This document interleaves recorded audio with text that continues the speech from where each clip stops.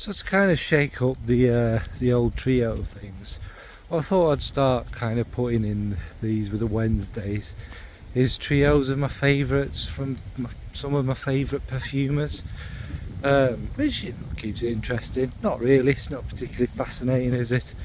This particular perfumer, you can see in the title anyway, Cecile Zarokian.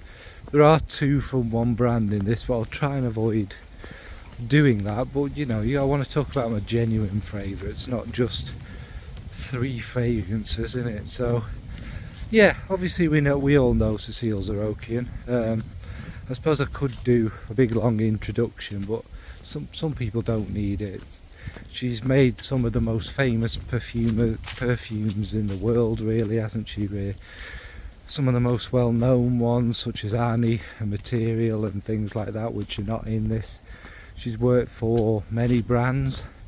Generally, pretty much creates gold dust. I mean, I'm talking about some of my favourite perfumers, so obviously I'm going to be fond of them and what they do. Anyway, this doesn't need to be that long an introduction. So my 3 favourite from Cecile Zarokian are, first up, we'll work in reverse order. They're not always going to be in some sort of order, but these ones are. And that is Opus 14 Royal Tobacco. Now this is one of, obviously there's more depth here and there and everywhere about this one. This is really a magnificent tobacco. There's quite a lot going on in it. I'm not going to go into too much detail, like I say, they're there. That's an amouage, obviously, and it's all around the tobacco, but it's not kind of your sweet one that we're kind of used to. There are some florals and some kind of fruity nuances in it, but actually it's more about the tobacco, and there's a kind of almost aromatic feel in it. I think there might be anise in there which provides the sweetness, which is quite gorgeous, and it's quite woody. It's more of a dark kind of smoking cigars kind of one than you know. I would say there's a little bit of kind of pipe tobacco in there.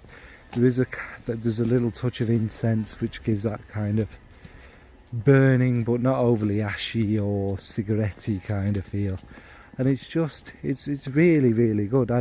If you get a chance, I'd recommend trying this one. Obviously it's got that Cecile kind of feel to it. Now to me, what Cecile's signature kind of thing is, she's very good at your vanillas and your tonkas and things that are the things I associate her with, and there is that smooth resinousness in the base and this kind of warmth around it all. Yes, I'm not going to waffle on, sorry. That's Opus 13 Royal Tobacco from Amouage. Next we have from Masca Milano, Petra.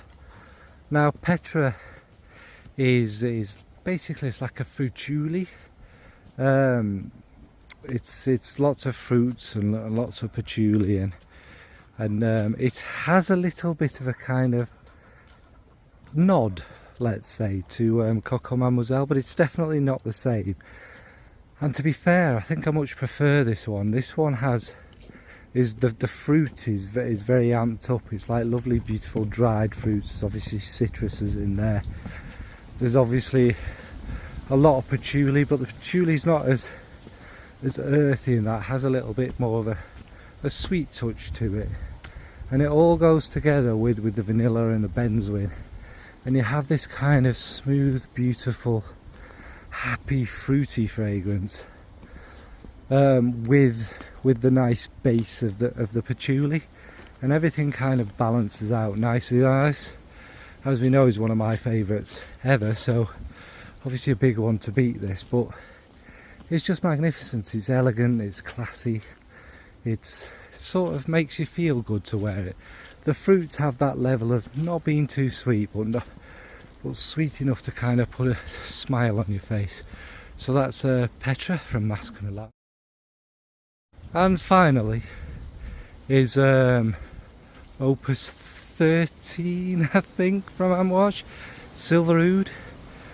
Now this one is one I've spoken again about quite a lot, and is one I will definitely own. It's basically the oud Starts off with a tiny little kind of little bit of an animalic touch, not too much, and that kind of stays but toned down as a kind of leathery feel, but not too rough or anything like that, just kind of a smooth, easygoing leather. And then sort of going round all of that is the woody oud, the lovely kind of elegant, classy, magnificent oud. And then it's all surrounded in this kind of silver veil. Now there's obviously musks. I think there might be a touch of iris in there. There's some rose, but that's just the sweetness. There's obviously other florals as well, but it's that silver hue. Obviously that I'm influenced by that, giving it its name, etc. But that adds just this warm allure to it. It makes it like even more classy than it is. It's an excellent fragrance. One of my favourites I've smelled over the last couple of years by a long way. So that's Silver Oud from Ambosh. Obviously I don't need to make this longer than it is. It's pretty self-explanatory. They're my three favourite from Cecile, but she does have, like I say, a massive catalogue. There's not a lot of detail in there. There are longer videos. These Wednesday videos are just supposed to be short, aren't they? So what about yourself? What's your favourite Cecile fragrance? Do you have a particular brand she's done a few for, you're warm to and that?